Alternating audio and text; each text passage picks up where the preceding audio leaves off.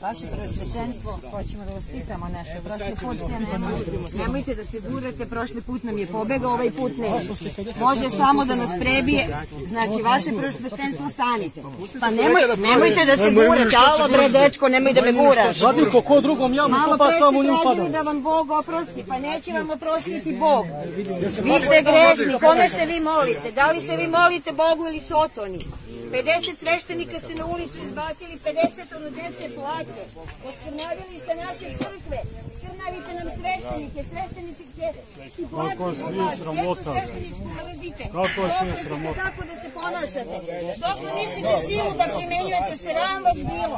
Crkva nam se urušila ovde. Zašto niste doneli par za postavljanje? Kako da me udaraš udarioći u stomak, sram te bilo. Izvisi kao vladika. Primenjujete silu, sram vas bilo.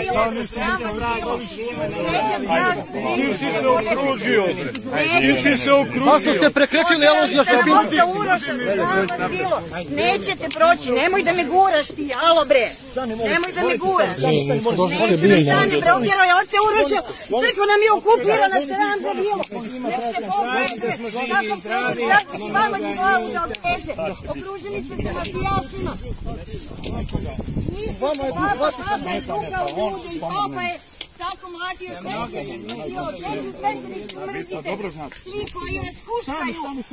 koji vas huškaju, glavu će vam skinuti i vama. Piše vam se crno, vladiko. Nemojte da se smete, zadnji put ko se zadnji smeje, najzlađe se smeje. Bog će vam po delima suditi. Kome sudite, ne Bog da je vladiko. Kome vi služite? Bogu ili Sotonu, bežite kao miš. Pa sram vas bilo, plašili zecu jedan.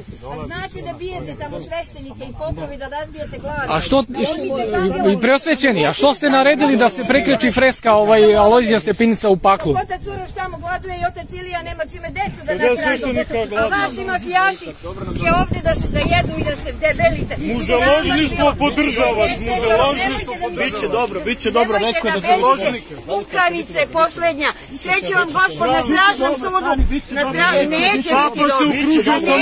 Pokajte se, ja ću vam polubiti noge, pokajte se. Sram vas bilo. Džukelo jedna matora.